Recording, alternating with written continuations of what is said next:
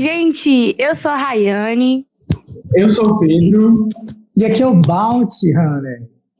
E aqui começa mais um chá de redação, hoje totalmente diferente, né? Adaptando a quarentena, mas sempre com conteúdo interessante. A gente está aqui sentado de uma outra forma para bater um papo, mas aquele mesmo papo maravilhoso que vocês já conhecem, com temas super massas para discutir as redações dos vestibulares mais diversos aí do Brasil, né? Com o nosso super especialista, que é o Baltazar. Tá começando. Eu mutei, pera, gente. Prontinho. O nosso super especialista, que é o Baltazar, né? O Baltazar é nosso coordenador da área de linguagens aqui e de redação, né? Do quadro. E o Balt, como sempre, não sabe o tema que a gente vai abordar no dia de hoje. Mas antes de eu revelar a retrospectiva do que aconteceu, o último podcast que eu não participei, eu estava de casa, estava doente já. E aí, Pedro, o que a gente falou no último podcast? Bom, o último podcast foi super bacana, batemos um papo mais geral sobre o que é mais importante na redação. Balt deu muitas dicas, respondemos muitas perguntas, né, Balt? Conta um pouquinho pra gente também, o que você achou? Acho que semana passada foi um podcast muito especial, assim, porque eu acho que, além de terem tido várias interações, inclusive uma delas, um aluno, né, de 10 anos de idade, olha para você ver, nunca imaginei que a gente ia ter um aluno dessa idade perguntando sobre repertório, perguntando sobre como pode melhorar a redação. Foi muito legal e eu acho que foi mais ou menos uma síntese assim, de conteúdo, né, e interação que a gente já vem tendo ao longo dos podcasts. Eu não sei qual episódio a gente já está, mas eu imagino que a gente já passou dos 12, né, imagino eu. Então foi um podcast assim, bem legal, assim, me senti assim, como se a gente estivesse fazendo um especial de Natal, alguma coisa do tipo assim. Esse é o 13º podcast, esse que nós estamos agora. E para quem não conferiu, então, esse último podcast maravilhoso está aí disponível no YouTube, né, no nosso canal, e para os meninos da plataforma, nossos alunos quadro, está dentro da plataforma também, bem guardadinho. É só acessar e assistir a hora que quiser. Tá? O podcast, como sempre, começa então com a nossa área que nós vamos discutir mais a parte da estrutura textual, tá, galera? Então, a gente tem um tema, né, que você já sabe, o Balt ainda não. Não dá para fazer tambores hoje, mas sinta assim, ó. Como o ensino online pode me ajudar em redação? Esse que é o tema de hoje. Então, se você está interessado aí em aproveitar a quarentena para ampliar os seus estudos, seguir, né, na busca do seu objetivo, nesse podcast a gente vai falar como que você vai realmente conseguir se organizar para ter uma mesma qualidade com o ensino online em redação, né, e desenvolver as mesmas habilidades. E aí, Baldo, você gostou do tema? Amei o tema. É um tema que ele já vem aparecendo assim de maneira meio tangencial, né, ao longo dos episódios, mas acho justo que a gente tenha dado esse enfoque, principalmente nesse período, né, que a gente está vivendo agora, para isso, né, porque muitas pessoas sempre ficam se perguntando a respeito disso mesmo, né, será que talvez o ensino online ele não é só mais prático, mas também mais eficiente? É uma coisa que a gente tem que se perguntar bastante. É verdade. E para isso a gente preparou aqui algumas perguntas, né? Eu e o Pedro, a gente está sempre atento, gente, ao que vocês colocam, tanto na rede social do quadro, tendo a ver com o chat de redação, quanto aqui nos nossos comentários. Então, bem-vindos, fiquem à vontade para participar aí do chat, a gente vai responder as questões. E também, se tiver alguma sugestão para os próximos podcasts, deixe aí também, que a gente pega essa sugestão e vai aplicar aí nos nossos próximos, tá? A gente preparou aqui algumas perguntas e para começar, né, uma pergunta um pouco mais geral. A gente sabe que atualmente a gente está vivendo num ambiente de informação assim, constante e essa informação está associada à tecnologia, né? É o que a gente chama da nova era de informação. A quarta revolução industrial, né? Tem vários nomes, mas é um momento em que a gente está mais conectado e tem muito aprendizado de qualidade na internet. Mas é muito engraçado que, mesmo que tenha muito aprendizado de qualidade na internet, a gente não sabe como que o ensino se vê, né, nesse meio tecnológico. Eu queria saber, tipo assim, com o mundo virtual, o ensino, ele se vê aonde? Ele precisa se atualizar, a gente tem que evitar ao máximo colocar mais ferramentas. Como é que a gente usa, né, o computador para poder fazer parte dessa nova revolução tecnológica dentro da área do ensino? Bom, essa pergunta é muito legal. Eu vou me estender um pouquinho, não tem importância, né? Vou me estendendo. Eu acho que é inevitável a gente coligar a educação com a tecnologia hoje em dia, né? É muito importante a gente pensar que a tecnologia ela tem que ser não só mais uma aliada, mas talvez um fundamento da educação. A gente já conversou disso um pouco quando a gente estava falando sobre AD, num dos podcasts anteriores, mas eu vou me repetir um pouco, que é sobre o quão a sala de aula ela é conservadora nesse sentido tecnológico, né? Ou seja, de aparato de tecnologia e de ferramentas. Porque se a gente pensar, por exemplo, que tudo tecnológico, né, cibernético, digital, enfim, pode dar ferramentas para o professor, né, aplicar aquilo em sala de aula, não só nesse período que a gente está vivendo, mas em sala de aula presencial e tudo mais, e não é feito. E quando é feito de uma maneira, me perdoe a palavra, mas muito porcamente, né? Tipo assim, coloca um PowerPoint sem sentido, aí quer utilizar o celular dos alunos, mas de uma maneira sem pensar como vai fazer isso, e muitas vezes, muitos professores ainda bloqueiam o uso do celular do aluno. Eu acho isso fere a privacidade do aluno hoje em dia, porque o celular, ele dá uma proporção tão grande que ele é como se fosse um membro da gente, né?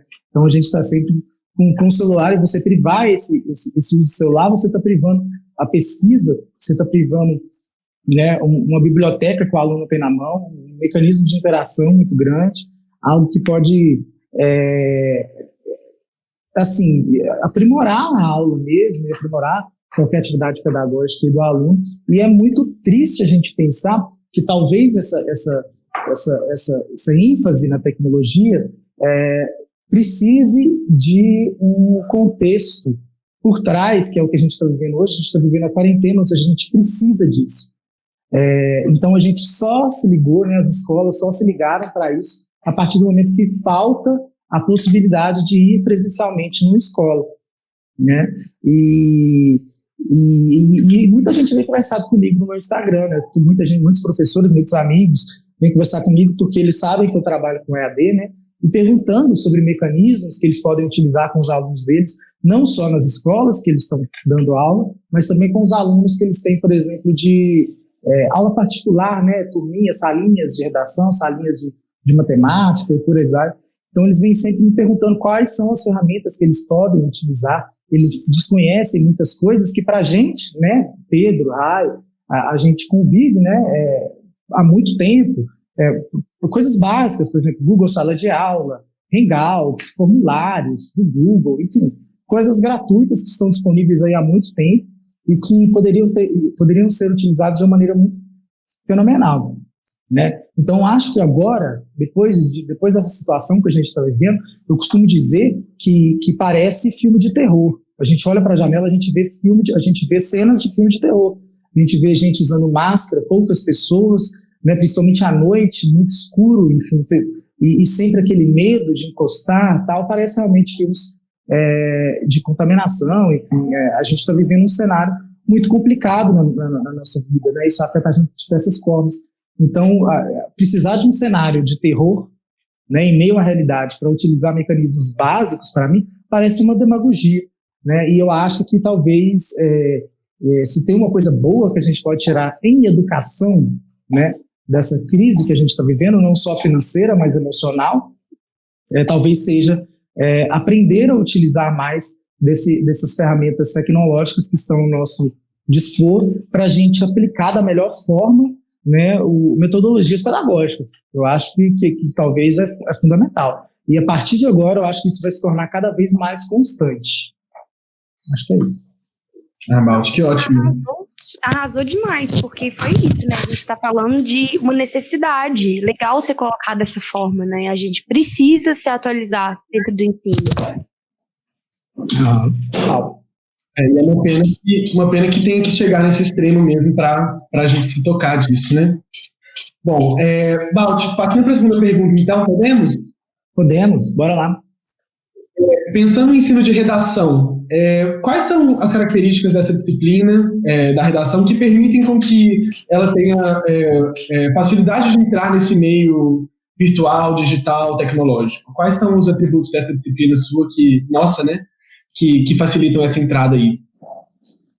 Então, muita gente acha que redação é um caso à parte. Muita gente acha que redação é a disciplina mais difícil para se fazer em AD. a se fazer online. Né? Por quê? Porque eles, no imaginário, né, no senso comum das pessoas, elas precisam estar numa sala, escrever um texto, entregar esse texto a alguém, para alguém corrigir, depois devolver, depois de, sei lá, 15 dias, né, na mão dessa pessoa. Mas existem ferramentas, ainda bem, né, que permitem que você faça uma redação à distância, mesmo que manuscrito, porque existe uma diferença aí entre cursos EADs. Né? Existem cursos EADs que eles pedem que o aluno, eu estou falando mais de uma forma de infraestrutura mesmo, tá? Depois a gente entra na parte pedagógica.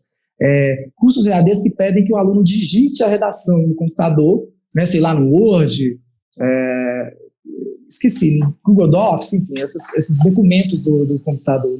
Então o aluno digita ali e o próprio computador ele vai corrigindo, né, alguns erros, né? Claro que não todos, gente, nunca confie plenamente no corretor automático, tá? Essa é uma dica que eu já dou para vocês, que existem vários estudos que comprovam que corretores automáticos erram, tá?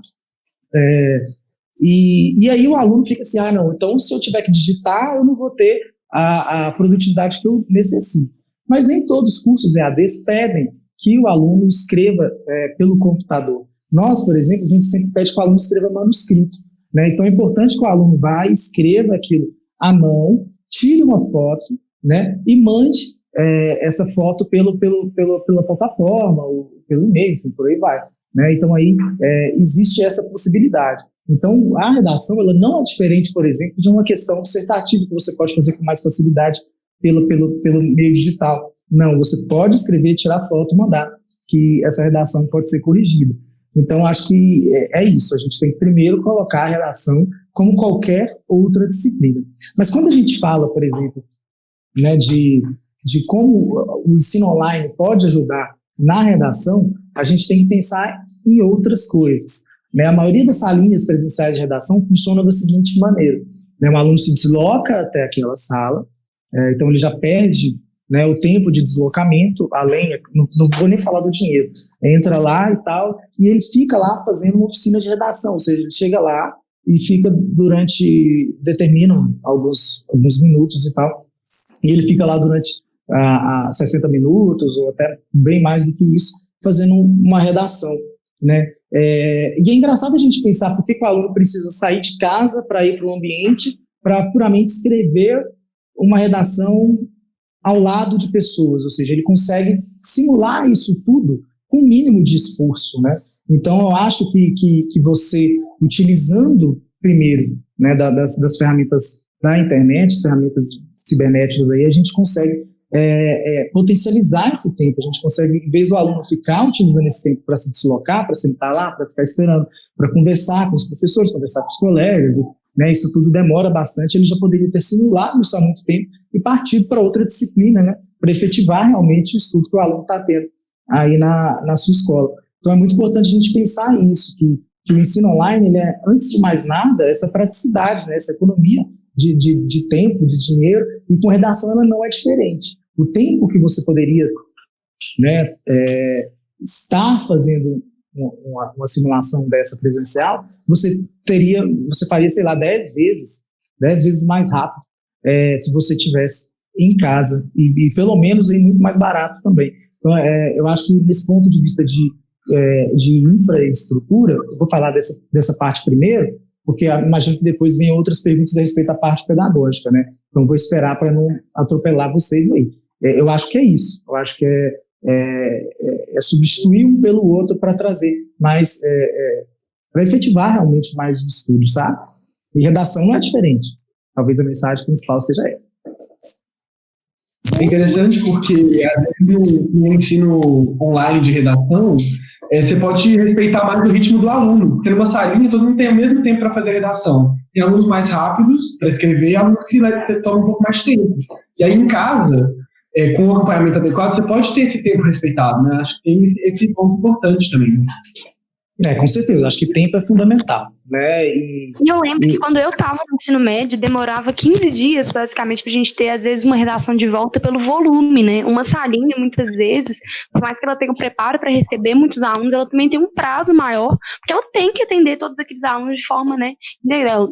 Não são tantos corretores como você vê aí no ensino online, que realmente tem corretores suficientes para manter um prazo menor também para o aluno, né? Então... eu lembro que na minha época de ensino médio era o professor mesmo que corrigia as redações, né? Hoje a gente sabe que a maioria das escolas tem vários corretores e tudo mais, mas na minha época de ensino médio era o professor. Então, assim, ele não tinha tempo de preparar a aula, dar aula, revisar, né, coisas e tudo mais, e ainda corrigir essas redações de sei lá quantas turmas, né? Então, realmente era muito demorado. Apesar de hoje em dia muitos pré-vestibulares, muitos cursinhos, muitas salinhas terem corretores próprios, esse tempo ainda é limitado, porque eles entregam, né, um pacote como é que eu vou falar? Um pacote de redação, né, para o corretor. Aí o corretor vai, pega esse pacote, leva para casa, corrige, e depois uma outra, eles geralmente marcam uma semana depois, né, depois uma semana depois ele vai e entrega esse pacote para o coordenador, o coordenador entregar para a turma. Então, isso tudo tem muito trabalho, porque às vezes o aluno que teve a redação corrigida primeiro tem que esperar 100 redações serem corrigidas e esse prazo desse deslocamento para receber essa redação, para entregar essa redação, né? Aliás, para receber essa redação. E isso tudo é um tempo que precisa, porque imagina só, se a redação já está corrigida, essa redação já tem que estar com o aluno. E talvez essa seja uma das vantagens do ensino EAD mesmo. A partir do momento que ela foi corrigida, ela já chega para o aluno individualmente, não precisa desses pacotes, né, de redação. E agora que a gente já falou basicamente de todas, né, as vantagens logísticas que estão envolvendo um estudo online, como que ele pode, né, te ajudar nesse sentido estrutural mesmo, como me organizar para começar, né, e como que eu vou fazer minhas correções. Agora eu queria que você dialogasse um pouquinho com a gente sobre a questão pedagógica mesmo, envolvida nessa escolha e nesse estudo da redação online. Então, vou falar no sentido geral e depois vou falar o que a gente trabalha aqui, né? Talvez a gente pensar nessa questão do tempo seja fundamental pedagogicamente também, porque um tempo que você não esteja utilizando para um tempo perdido, você poderia estar utilizando para uma coisa boa.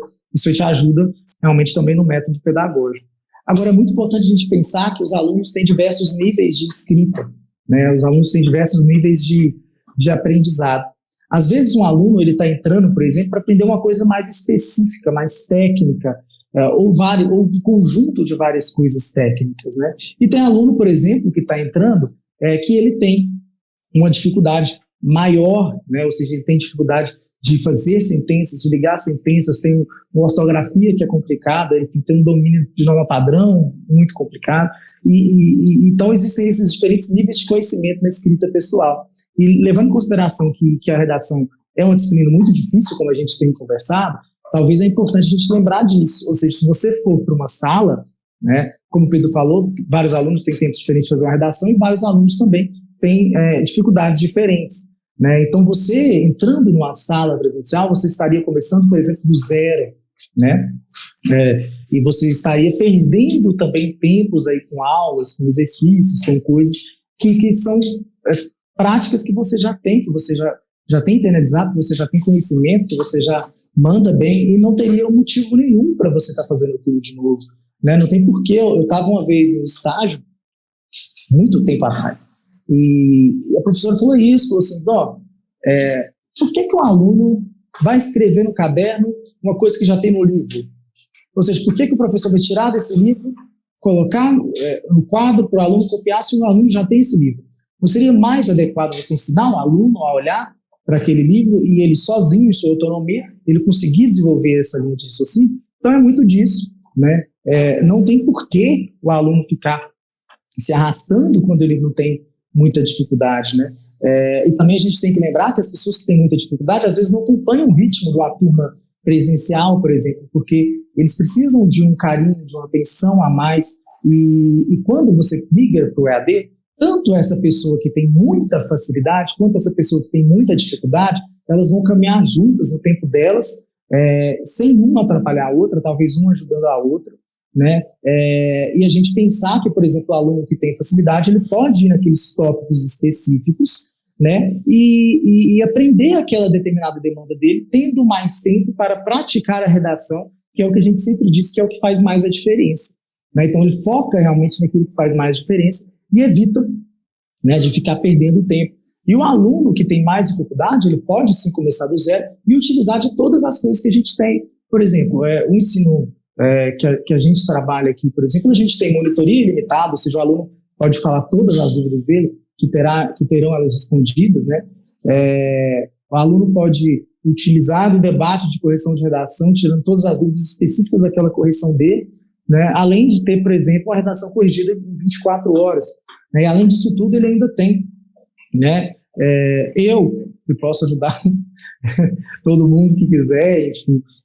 Então, essa rede de alunos, essa conexão de alunos, ela fica muito mais eficiente, né? Ou seja, a gente consegue pesar e aprofundar nos conteúdos, individualizando as pessoas, porque tem muito disso. As pessoas acham que quando elas entram no EAD, elas vão entrar numa massa, né, de gente, uma coletividade muito grande, e que elas não vão conseguir ter um direcionamento assertivo para as demandas dela.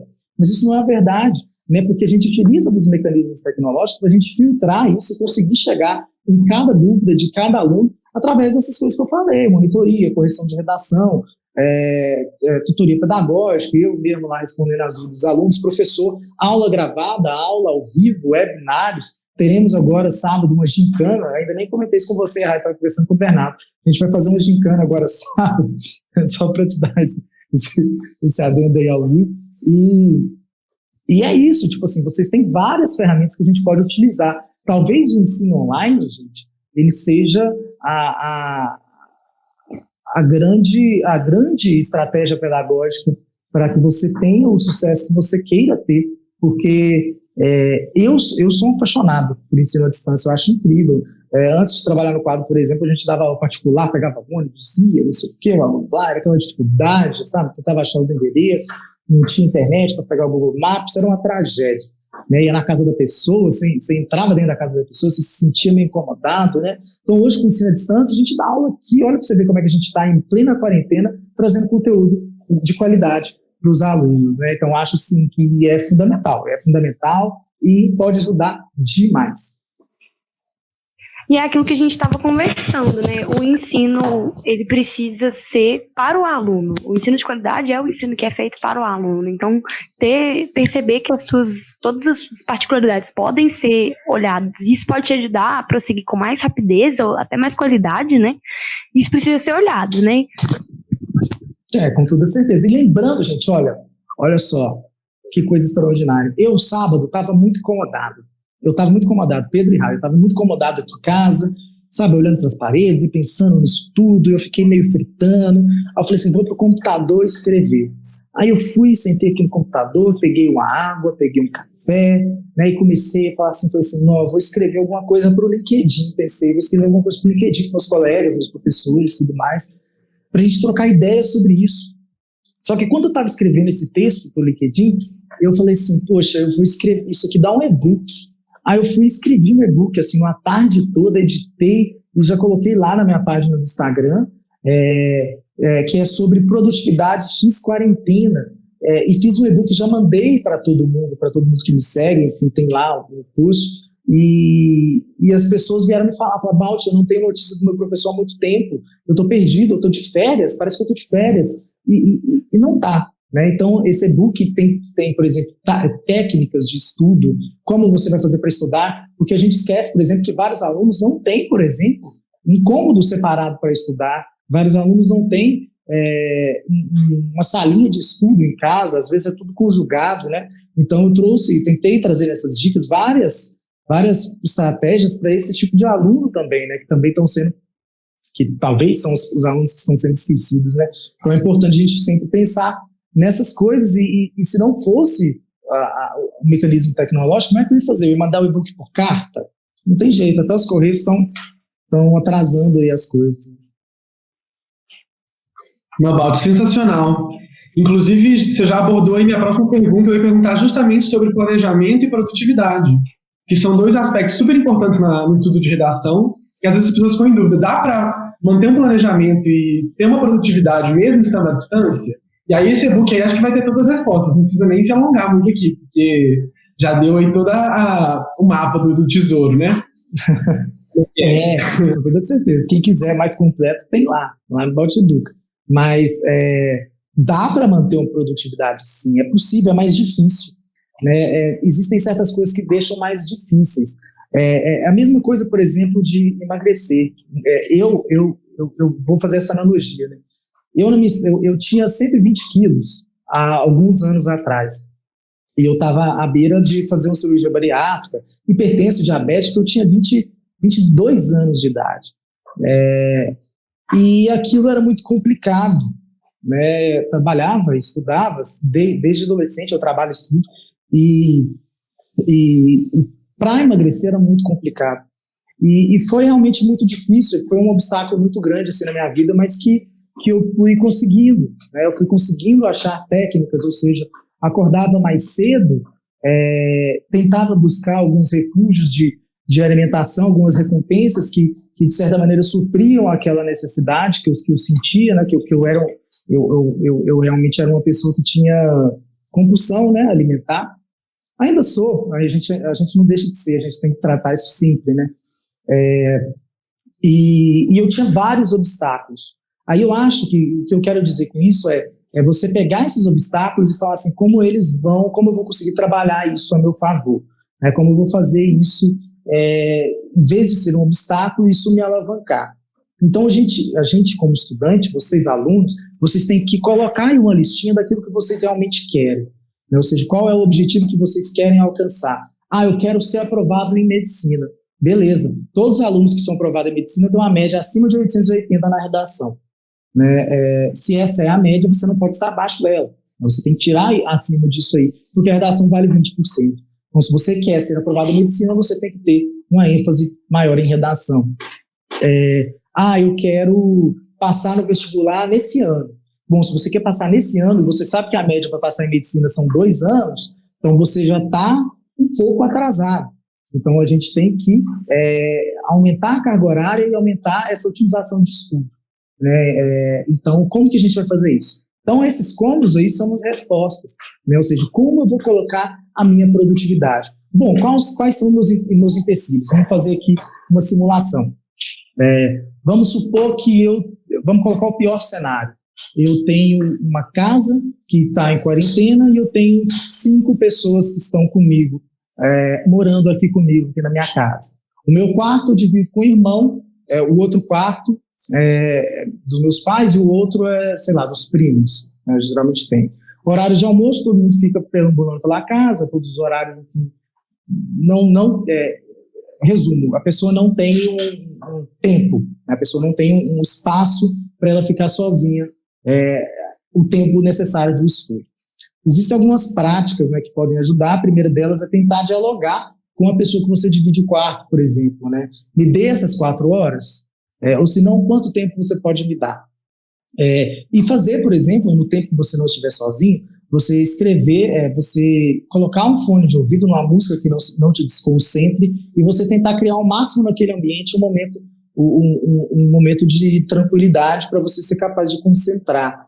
Né? É muito interessante também colocar na porta de onde você vai estudar, né, o horário que você tem de estudar e conversar realmente com o pessoal que mora com você. Gente, eu quero passar em medicina, é muito difícil e eu preciso disso, disso, disso. Eu posso contar com vocês? Porque é o meu sonho. Aí, geralmente, isso, quando se tem uma conversa franca, as pessoas tendem a aceitar isso. Então, você começa a delimitar horários que você vai ter mais tranquilidade e você consegue delimitar técnicas que você vai ter mais produtividade. Então, assim, você já começa esse ponto de princípio. Agora, é claro que isso não vai ficar estável, não vai ser esse mar de maravilhas, né? Vai chegar alguém com um biscoito, vai chegar alguém com um bolo, vai chegar alguém para pedir para você ir na padaria, comprar alguma coisa, vai chegar alguém para falar assim, droga que está hoje, né? Olha para você ver o pronunciamento do chefe de Estado, vai chegar alguém para te incomodar. Então, sempre que isso acontecer, é importante que você lembre do seu objetivo e comece a traçar novamente as suas metas. E sempre, gente, isso é muito importante, sempre que você bater uma meta, desde que seja, por exemplo, hoje eu consegui estudar 4 horas, fiz 2 listas, ou estudei 4 horas, fiz uma lista e uma redação. Sempre que você conseguir bater essa meta, mesmo que muito baixa, se compense, se recompense. É nítido que, aliás, é científico, que quando você se recompensa, o cérebro ele dá um frescor, ele dá uma motivação química para aquilo, né? É isso que funciona, por exemplo, com os cachorros. Quando a gente vai treinar os cachorros, a gente dá uma recompensa para eles, né? E eles fazem aquilo que a gente quer. A lógica é mais ou menos a mesma. Então é muito importante a gente sempre se recompensar quando a gente bate essa meta mínima, tá? E isso vale para tudo, como eu disse, não só para redação, tá? O resto tem lá no Baltibook. Mas já falou muito e já ajudou demais, né? Porque muito do que vai faltar, vai precisar também é essa paciência, né? Pra gente lidar com o outro e o outro lidar com a gente. Estamos mais demais, em casa. Como é que vocês estão? Eu quero saber de vocês. Como é que tá a quarentena de vocês? Vocês estão lidando bem? Vocês estão tendo momentos de tipo, meu Deus, como é que tá sendo? Gente, mas eu acho que tô muito tranquila nessa quarentena. Eu acho que o costume e o amor pelo ensino à distância não mudou em nada a rotina de trabalho, né? Então, basicamente, a equipe 4 está trabalhando na mesma quantidade, do mesmo jeito que já sempre trabalha, se não mais, para poder adequar ao momento de mudança, né? Mas é muito engraçado, porque eu moro com a minha noiva e tô sem a minha mãe. E é uma aflição muito grande, né? Quando a gente tem um familiar que tá mais distante, e isso acaba atrapalhando. Às vezes, por exemplo, ela me manda mensagem, eu custa conseguir voltar, sentar, trabalhar, porque também tô nervosa, né? E eu imagino que isso também é uma frequência muito parecida para os nossos alunos, parecida para os pais deles também, que vão, às vezes, a gente vai ter que ter mais paciência, nossos pais vão estar mais nervosos, assim como a gente. É muita coisa para lidar, né? Muita gente com o trabalho em risco. É uma situação de crise, como toda situação de crise, a gente tem que usar. E todas as dicas que o Balt deu aqui funcionam para fora de momentos de crise também, né, Balt? O legal é que mesmo que depois de alguns meses alguém vai assistir aqui e fale, nossa, esse povo falando de quarentena, que loucura. Mas, assim, pode usar as dicas, vale do mesmo jeito. E aí eu vou voltar para uma pergunta que também é muito interessante e é uma dúvida geral. Todo aluno que vem do ensino à distância pergunta isso para a gente, e também quem começa a usar o computador, né, as tecnologias para o estudo. Como eu posso não me distrair? Como eu consigo manter não só a minha produtividade, né, mas a minha atenção para usar de forma correta essas ferramentas? Tá. É uma pergunta muito boa. Eu sempre sofri também. Eu tenho um déficitzinho também de atenção e tudo mais, então sempre foi muito, muito difícil para mim me habituar ao estudo, né? Era muito complicado para mim, era mais difícil do que era para a maioria.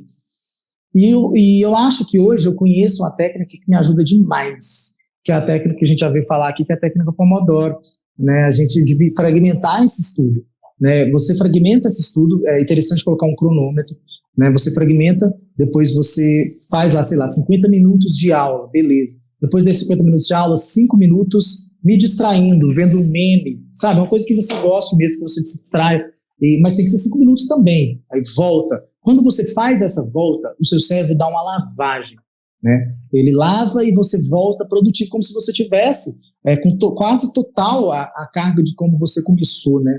E é muito importante, os alunos, eles sempre tendem, né, Rai? Você também, tutor aí, né? Começou como tutor aqui no quadro, assim como eu. Os alunos tendem a colocar aquela dificuldade no primeiro momento, falar assim, não, vou estudar essa dificuldade agora, porque, enfim, eu vou conseguir pegar essa produtividade máxima que eu tenho agora e não vou, e já estudo isso uma vez. Não. A gente tem que começar por uma disciplina de facilidade, a gente tem que começar por uma área mais legal, porque o seu cérebro ele não começa com plena efetividade, você não começa com 100% da sua concentração. Então é muito importante que você comece com uma disciplina de facilidade. Então, se você tem pavor de redação, não comece com redação, primeiro que você vai demorar muito tempo, acabou seu estudo se você começar por redação.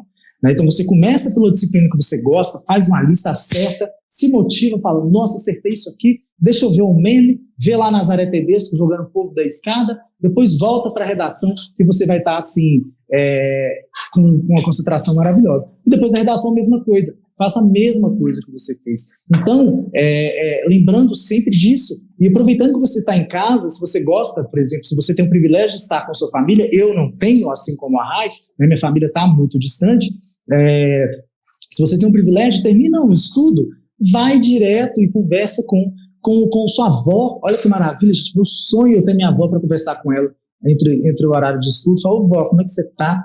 Nossa, você viu o jornal? Poxa, os caras estão vacilando, né? Então, um beijo, vó, até mais. Aí volta e estuda, né, o que você tinha. Para mim seria uma recompensa fenomenal, né? Então é isso, gente, se dê pequenas recompensas, cumpra as suas pequenas metas e vamos indo devagar. Ao fim do dia, quando você olhar o que você fez, você fala assim, é bem melhor do que se eu tivesse morgado no sofá brigando com meu irmão ou assistindo uma série de zumbi, né, que também pode ser utilizado para repertório, se caso caia alguma coisa sobre o coronavírus na sua redação. Olha, Baldo, sensacional essa dica. Realmente os tempos demandam essa organização de tempo, né, da rotina. Inclusive está me ajudando muito a continuar trabalhando nessa modalidade, porque eu organizo minha rotina sempre, vou buscar o dente, pentei o cabelo, ponho algo bonitinho e vou fazer as coisas. Então isso dá um gasto total também no meu dia, já me dá um alívio de estar rendendo, produzindo, é muito bom. E vamos falar sobre outra coisa agora, emendando a próxima pergunta, que é muito interessante nessa época também de crise, que a gente está recebendo muita informação, muito conteúdo na internet, a gente vê isso o tempo todo. E no estudo online, a gente também vê muita coisa, muitos lugares oferecendo serviços. Como que eu vou saber, como aluno, Baldo, se o material que eu encontrei na internet é confiável? Se aquelas dicas, aquelas aulas, como ter esse termômetro de confiabilidade na internet? Isso é difícil, né? Tá. Antes de responder essa pergunta, Pedro, me permite só me dirigir aos alunos. Gente, como é que vocês estão? Vocês estão caladinhos aí, a gente quer saber as perguntas. Até agora ninguém falou perguntas, eu quero saber como é que vocês estão, o que vocês estão fazendo, o que está funcionando para vocês, o que não está funcionando. Se vocês estão melhores, eu vi gente dizendo que está melhor na quarentena e tem gente dizendo que não está conseguindo estudar. Então, assim, eu quero saber como é que vocês estão para a gente conseguir conversar diretamente com vocês, aproveitarem, gente, que vocês têm aqui um monitor de todas as linguagens, que é o Pedro, espanhol, inglês, português, gramática, interpretação, literatura, redação. Você tem aqui eu que coordeno, né, a equipe de redação, sou professor de redação, professor de gramática, professor de inglês, também sou tutor pedagógico, temos a Rai, que é tutora pedagógica, supervisora de ensino de conteúdo, né, para todo mundo. Vocês têm 3 pessoas aqui que podem ajudar vocês demais aí com o estudo de vocês. Vamos aproveitar, né, a gente aqui, porque nós todos já passamos no vestibular. No meu caso, já me formei há algum tempinho, mas assim, estamos aqui para vocês, tá? Qual que era a pergunta mesmo, Pedro? Desculpa. Eu tinha perguntado, Baldo, sobre como confiar, né, como saber se o material que a gente acha na internet é confiável para estudo, como ter essa relação aí com o material que a gente tem, esse acesso à informação. A gente tem que tomar cuidado com os materiais muito chamativos, muito fáceis, com pouco conteúdo. Não estou dizendo que um material que seja pequeno, ele não seja viável, não é isso, mas a gente tem sempre que se ligar a respeito das fontes, né? Primeiro, esse material é do quadro? Não, mentira. Existem outros lugares que tem materiais legais também.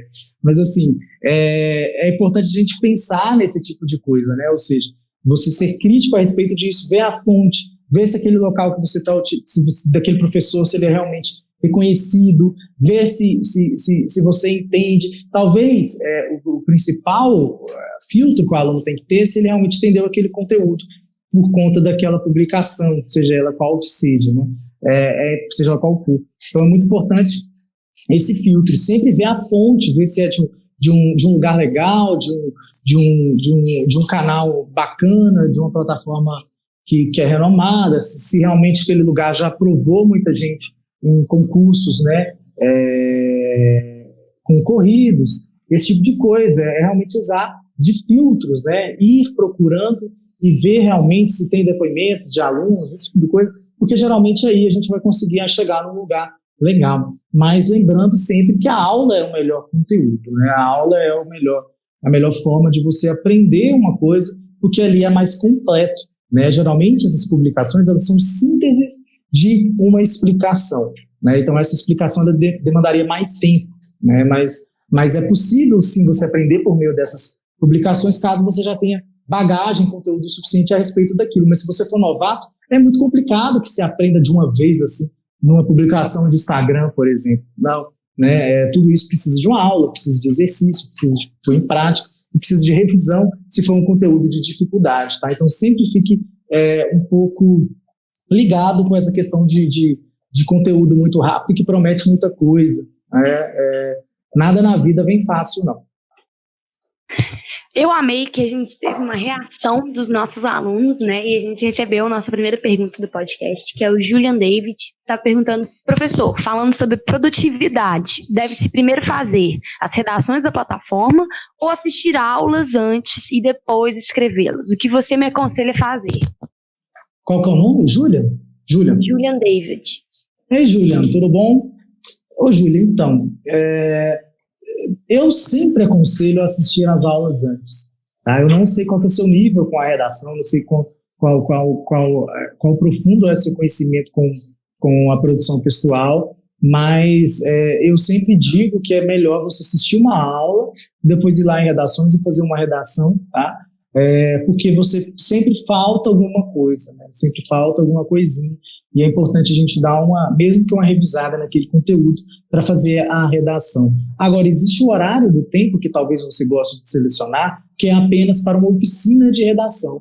Nesse caso, não precisaria necessariamente, né, de você assistir uma aula para fazer uma redação, se fosse o horário de oficina de redação. Agora, caso seja um horário de você assistir mesmo, a redação é importante que você assistir a aula, é importante você assistir a aula e fazer a lista. Tá bom? Ótima dica, é sempre bom mesmo, né, esse negócio de que a gente tem muito esse ímpeto de praticar, e acha que estudo praticando só, ai meu Deus, eu não dou conta. Gente, olha isso aqui, a quarentena tem de suas maravilhas, olha pra você. Isso que eu ia falar, tá vendo? A gente tem muita coisa boa pra fazer nessa quarentena. A gente tem muita coisa... O momento quando você falou dos pais e da vovó, eu só pensei no momento pets. Por que não fazer uma pausa e lá ver seu pet? Que você pode fazer isso. Muita gente que estuda, né, integralmente em outros lugares, às vezes fica o dia inteiro longe, não tem nem acesso, né?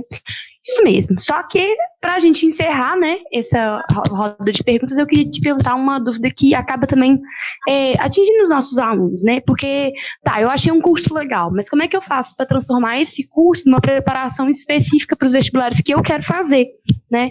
Como que eu consigo andar esse quilômetrozinho a mais para fazer uma preparação direcionada para aquelas provas? Porque a gente sabe que cada uma é diferente, né?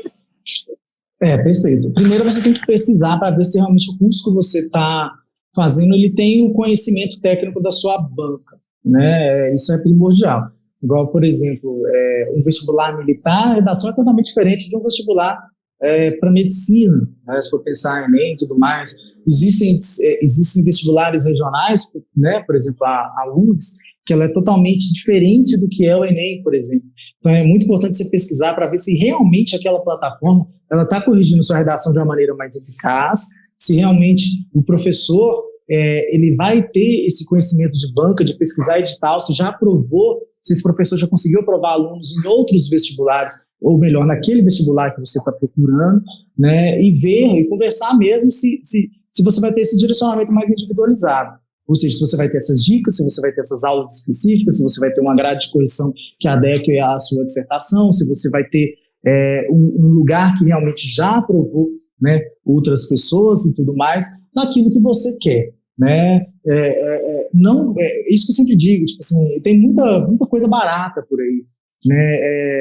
Muita coisa barata, mas que não aprofunda naquilo que você precisa, então não vai cumprir aquela necessidade sua.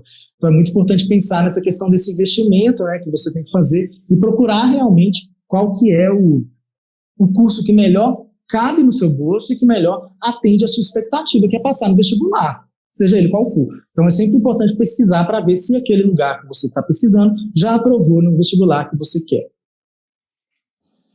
Gente, eu ainda tô me adequando, tá vendo? É difícil, tem momentos que eu vou, tem momentos que eu vou.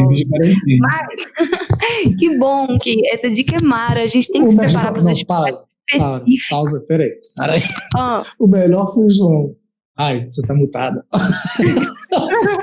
Gente, é porque a gente tá com o João, é verdade. Para os meninos, sou tipo uma voz do além, né? O João que tá transmitindo. Então, nós três estamos numa ligação e o João tá transmitindo a partir disso. Aí ele fica lá caladinho, ele tá ouvindo tudo e vendo tudo, pelo visto, né? Vai, João, sempre o melhor apoio de todas as horas. Mas, Balt, amamos, principalmente porque a gente sabe que o vestibular é uma especificidade. Se você vai fazer uma prova é uma coisa, outra prova é outra.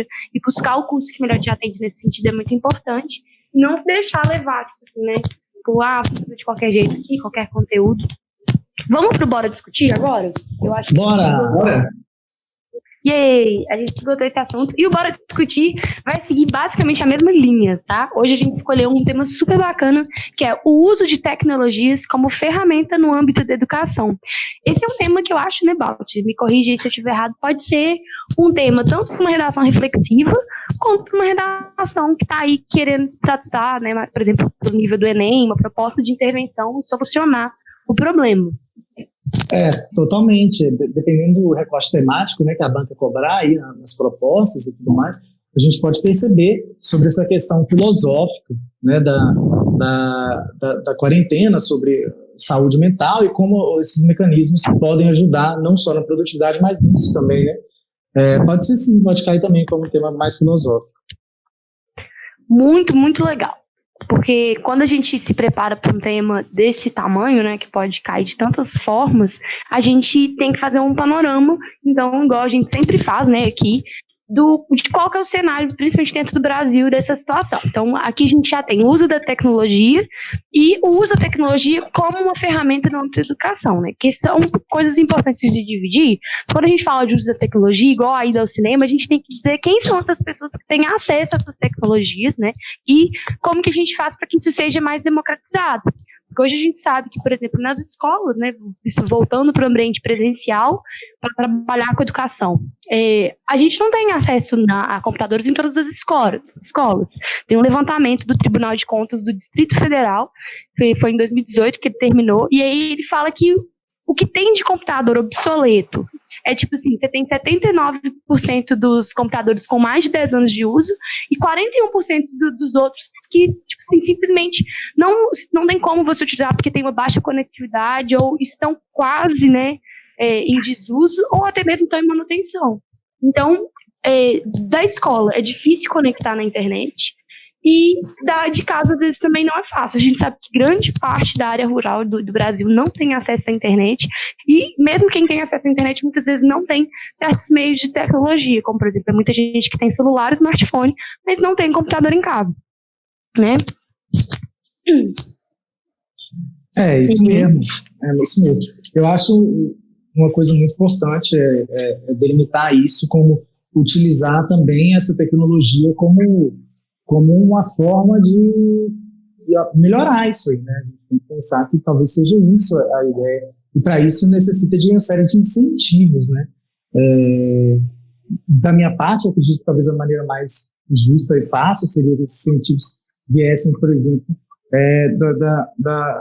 do governo, né, em geral, enfim.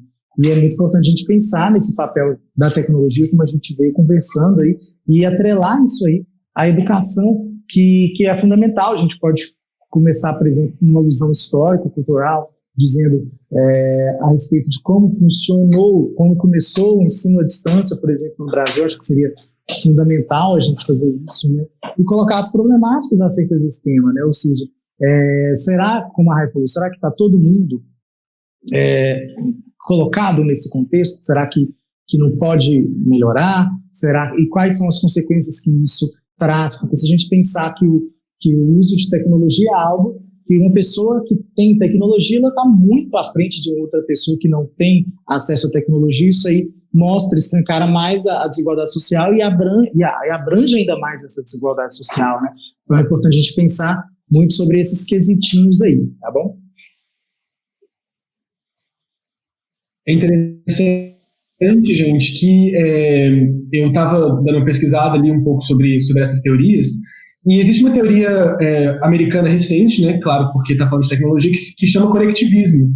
E é uma teoria que justamente associa a educação às tecnologias, ao meio digital. E como que a educação como prática humanizadora, como prática de inserção social também, né, e aproximação do aluno como cidadão, como parte do mundo, não pode deixar essa parte de lado. Ela tem que inserir a tecnologia no ambiente da escola para preparar o aluno para a vida, porque a vida atualmente demanda esse contato com a tecnologia. Então, realmente, é muito mais profundo, né, do que, às vezes, só uma ferramenta de didática, de diversão, uma ferramenta de tornar mais leve, mas sim uma realidade nova mesmo.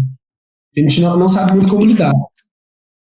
E foi o que a gente falou no começo do podcast, na nossa primeira pergunta, né? Vivemos na quarta era, na quarta revolução industrial, vivemos na era digital, e por mais que muita gente não tenha acesso, existe todo um meio social na tecnologia, né? Existe, é quase como se fosse uma segunda esfera nossa, porque a gente tem o meio da rua, do nosso bairro, mas a rede social, ela consegue ser esse meio e ainda ser esse meio ampliado, porque ela vai conectar você com pessoas mais distantes, e isso é uma das, né, vantagens que você pode usar no seu texto, é falar que ela encurta distâncias. Esse é o papel da tecnologia no início, né, facilitar algumas coisas. Então, muitas coisas que a gente não sabe, aprendizado mesmo, pensando na questão do ensino, né, é uma troca de saber muito importante. Muitas vezes você tem uma escola que pode assessorar outra escola, ou, por exemplo, alunos que são de lugares completamente distantes com o uso da tecnologia podem ter acesso à mesma educação, alô quadro. Então, assim, é exatamente isso, né? Você tem um meio tecnológico que não pode negar. Então, dos dois caminhos que a gente já tem que inserir, você precisa democratizar ainda mais a educação, né, Balt? Então, isso tem que aparecer como uma proposta de intervenção, que você quer que as pessoas que não têm acesso à tecnologia tenham que ter. E a primeira coisa que a gente fez foi excluir algumas pessoas desse uso. Então, a primeira proposta tem que ser trazê-los de volta e incluir o máximo de pessoas possível. A segunda é saber como usar, né, gente? Porque se você está falando de uso, tem uso de toda forma. Você pode usar a tecnologia, igual o Balt falou. Coloca o PowerPoint lá, você pode falar que você está tendo um uso de tecnologia, mas ele é muito limitado, mas serve a um propósito, né? Ou você pode realmente fazer um engajamento de uma gamificação no processo de conteúdo. A gente fala muito essa frase, às vezes perdem, mas a gamificação do processo de conteúdo é um método pedagógico fantástico, que a gente, como jovem, né, mexe com isso a vida inteira. Tudo que a gente fez, que a gente chama de diversão, né, nossos jogos, tem um processo de construção. E por que a gente não faz isso com o aprendizado? Isso não entra na nossa cabeça. Então, o processo de aprendizado também tem que ser como se fosse um joguinho. A gente começa do nível fácil para o nível difícil. Ah, mas eu já sei jogar os níveis fáceis. Não tem como pular. O que você vai fazer com os níveis fáceis? Você vai jogar e vai vencer. E isso é muito bom, ótimo. Você estará mais rápido, próximo do nível difícil. Muito bom, Raí. Eu acho que isso aí também tá... Desculpa, eu te cortei. Termina, depois eu falo. Pode continuar, amor, é isso mesmo. Não, é porque eu falo que isso aí está muito ligado também com a interatividade, a participação, a autonomia do aluno, né? E talvez no meio tecnológico seja mais fácil fazer com que o aluno participe mais, tenha sua autonomia, né? Estude aquele conteúdo de uma forma mais divertida, não tem por que ser complicado, né? Então é sempre importante a gente pensar que a tecnologia ela vem muito para agregar. A discussão maior mesmo é como fazer essa tecnologia chegar a todas as pessoas. E agora, o que eu queria dizer é que sempre muitos alunos pensam assim, mas o ensino à distância não é democrático, nem todo mundo tem acesso, como a gente está conversando. Realmente, nem todo mundo tem acesso, mas o ensino presencial também não é democrático. A gente pensar que existem cidades, é demagogia nossa pensar que toda cidade brasileira tem uma escola. Quando tem uma escola, geralmente falta algum profissional de qualidade, ou se tem uma escola, tem um profissional de qualidade, mas não tem merenda, não tem infraestrutura, não tem saneamento básico, ou se tem tudo isso, está muito distante do aluno, né? Então é muito importante a gente pensar que se a gente seguir todas essas variantes, a gente vai ter um ensino presencial que está muito ligado no eixo sul-sudeste, né? Então, quando temos isso aí, a gente vê que realmente a educação, ela infelizmente não é democrática e que talvez, por meio de incentivo, né, fiscal, incentivo tecnológico mesmo, a gente consiga ampliar essa democratização por meio da tecnologia, né? Acho que talvez seja o principal fundamento aí desse tema. É interessante a gente pensar no hibridismo também, porque a gente tem que pegar o que é bom da educação presencial, né, dos meios tradicionais da escola, como que se dá a interação social, né? E a gente pode transpor isso para uma realidade tecnológica. Como fazer essa coisa mista, esse diálogo entre né, o processo humano e o processo virtual? Existem vários debates interessantes acerca disso. Perfeito. Acho que é isso. Eu gostei, gente. Paulo, é porque eu vou citar ele. Eu gostei demais, eu vou citar quem colocou aqui no roteiro, mas eu acho que foi o Pedro, que ia citar Paulo Freire, gente. Então eu não confundi, não, eu só chamei um antes do outro. Paulo Freire, gente, ele fala da questão de se a educação ela só vai ser plena mesmo quando você estiver de igual para igual, na mesma realidade de quem você quer educar. E senão vocês não estão falando a mesma língua, né? E isso não acontece. Então, é utilizar não só exemplos da vida cotidiana do aluno, como também trazer a realidade do aluno para dentro de sala, né? Ele fala isso quanto aos trabalhadores do campo, mas eu acho que serve muito para a gente falar, o Pedro está certíssimo, para a gente falar que a educação ela precisa se adaptar. E parte disso é uma necessidade, não só uma coisa que quer se tornar coisas divertidas, didáticas. Também, então ela precisa se adaptar para o aluno, né? Nossos alunos, eu tenho um sobrinho pequenininho, ele já, assim, com o celular, imagina a minha idade, ele não vai querer saber bobagem repetida de um livro didático, ele vai querer saber o que eu penso, como a gente vai dialogar, e eu tenho certeza que é por causa da tecnologia, né? O acesso não precisa... E isso é muito importante aí da gente pensar, por exemplo, no ensino à distância, né? Que o ensino à distância ele consegue abrigar tudo isso aí. Olha para você ver, tanto que o Paulo Freire era um cara genial, assim, tipo assim, ele conseguiu criar uma teoria atemporal, né? Ou seja, a filosofia que ele pregava quanto à questão pedagógica, ela vai adiante, né? Acompanha o tempo. Isso é muito raro. É isso que faz um gênio, né? É verdade, um gênio, isso a gente tem que admitir. Mas assim, foi muito bom o papo, nosso horário já está chegando bem ao fim mesmo. Então, para encerrar mais um chá de redação, eu já vou me despedir e vou passar a bola para o Pedro para se despedir. E aí o Paulo te despede com o colher de chá de sempre, aquele que está massa, que vai ser muito útil na quarentena, vocês vão combinar. Todo mundo já esgotou a série que tinha que assistir. Gente, beijo. Então, vou participar com vocês, nos vemos semana que vem. Também vou me despedindo aqui e vou deixar a indicação do Balt para fechar com chave de ouro no nosso podcast. Foi um prazer conversar com vocês, como toda semana, e esse novo modelo acho que foi ótimo, funcionou super bem para tempos que demandam esse tipo de realidade, né? É com você, Balt, pode encerrar para a gente. Gente, então, para deixar vocês bem relax, mentira, para deixar vocês bem informados a respeito do que a gente está vivendo, eu quero indicar um documentário que está na Netflix, que é sobre influenza, né, H1N1, enfim, sobre a história das epidemias e tudo mais, para a gente ficar bem informado sobre isso, não só para a gente prestar atenção realmente na importância que é a gente ficar em casa, apesar de que ontem a gente teve um pronunciamento muito feliz, né, a gente pensar que na importância de ficar em casa, a gente pensar num documentário que chama Pandemia, que está aí no Netflix, que é muito importante a gente ver essa história acontecendo e a gente ver a similaridade das duas histórias, né? E ver a importância de ficar em casa, se cuidar, e pode ter certeza, viu? Esse tema pode não cair na redação do Enem, mas com toda certeza vai cair em questões de biologia, questões de humanas, questões de linguagens, né, e por aí vai. Pode cair até em questões de exatas também, gente. Enfim, é um tema muito amplo e de extrema significância. Então, a gente tem que estar informado de maneira muito grande, de maneira muito profunda. Então, o documentário Pandemia, o filme Epidemia, a gente pode ler ensaios sobre a cegueira do José Saramago, também para utilizar como repertório. Tem um site Microsoft Bing, que tem lá também, bonitinho, os dados atualizados de contágio, de gente que se recuperou, das pessoas que morreram em todo o Brasil, tá? Em todo o Brasil e todo mundo também, tá bom? Então, fiquem com essa colherzona de chá e com muito açúcar e informação para vocês. E a gente fica com esse chá de redação aqui agora. Beijo, e agora eu vou entrar na live, lá na comunidade do Facebook. Quem estiver lá na Semana de Aprovação Relâmpago, vou entrar lá para falar de redação também, tá? Beijo, gente.